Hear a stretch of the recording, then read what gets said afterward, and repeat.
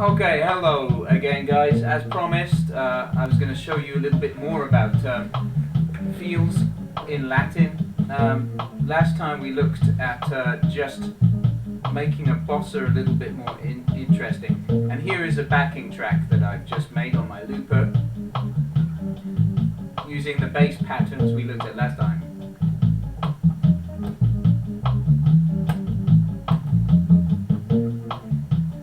And this time we're going to look at how to add yet another feel to this.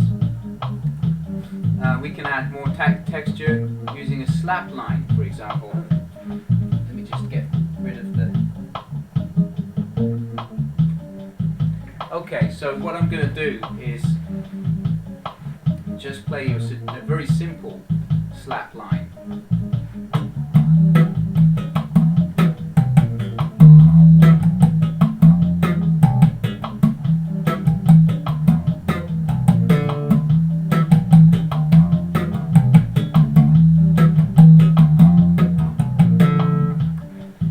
That's one version. Let's just have a look at what that is. That is simply using the root and popping the octave. And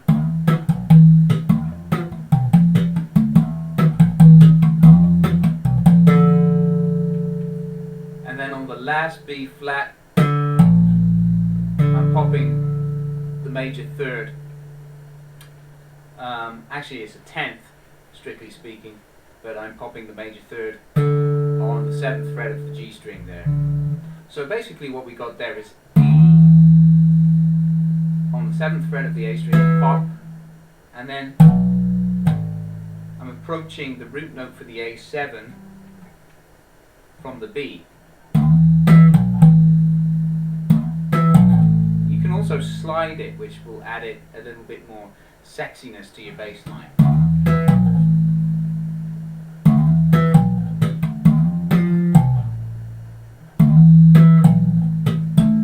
And what I'm doing is I'm playing a couple of dead notes there as well. I'm playing a dead G string pop there, and then I'm playing a dead note on the A string, just thumped, and then sliding up to the F and repeating the pattern.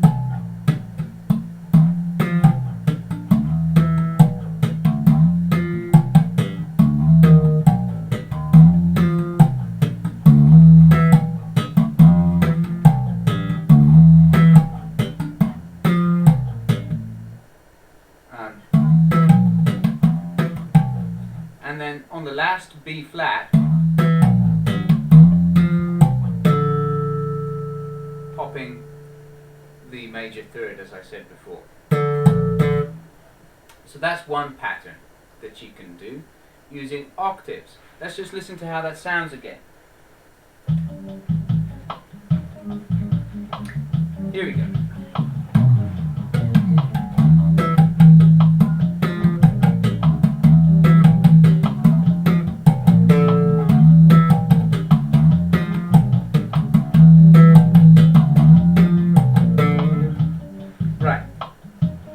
That's how it sounds in context. Now let's look at another variation on that, and the variation on that is to use sevenths instead of octaves, which I'm going to do the same.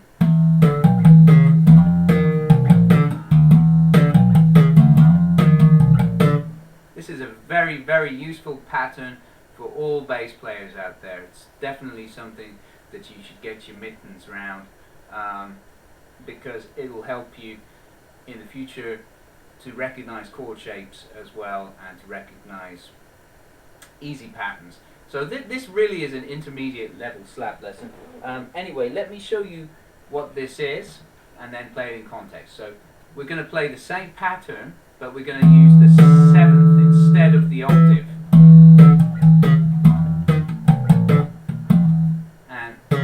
We're going to pop the third as well on each chord. So for the E minor 7, we're slapping the E and popping the D. down to A from the B, and then pop the C sharp. And then we're going to play 2 dead notes.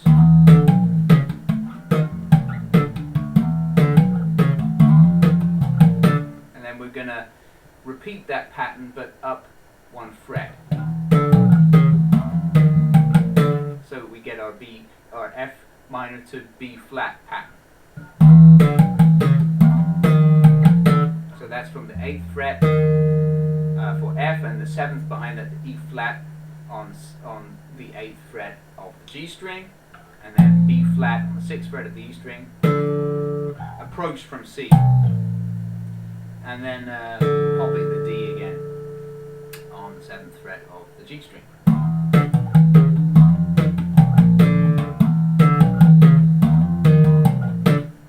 Let's hear how that sounds in context.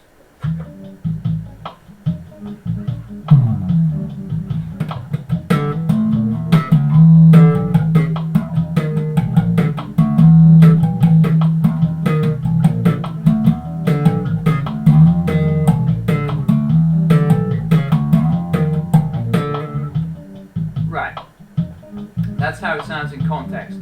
I wouldn't overdo it though. Like I might just add that occasionally. So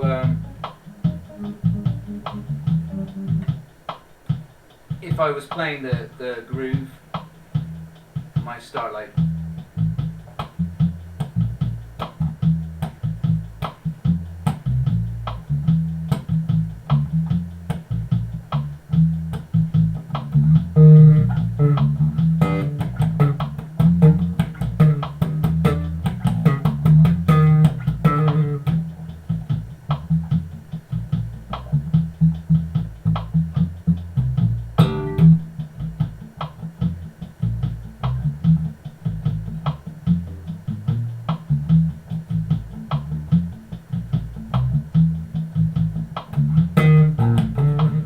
You know, and just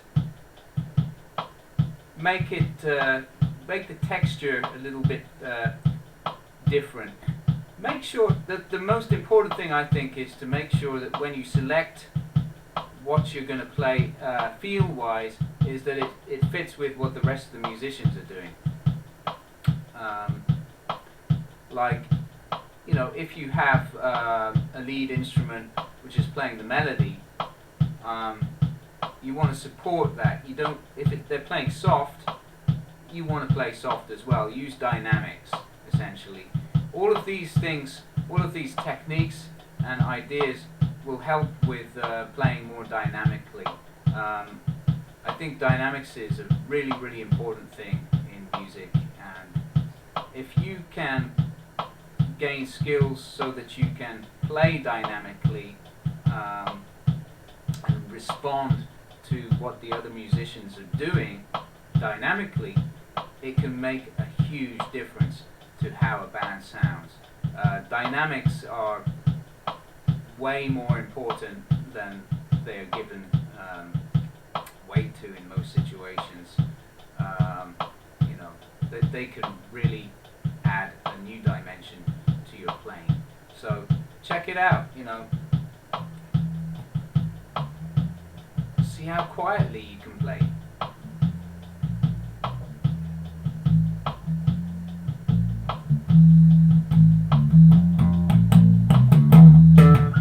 And then build up your volume as well, so you match the rest of the band. You know, maybe they're going to start very quiet. You might have alto sax or something, or soprano, and it starts very quiet, and then the melody has a B part which needs more power behind it. You can build up to it, and you can really work with your drummer as well to get that. So again,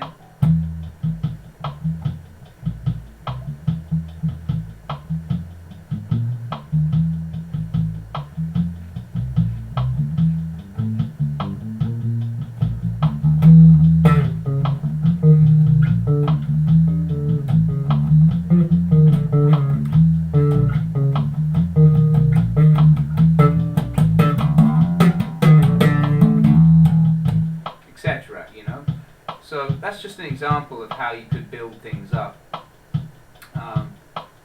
adding more texture as you go.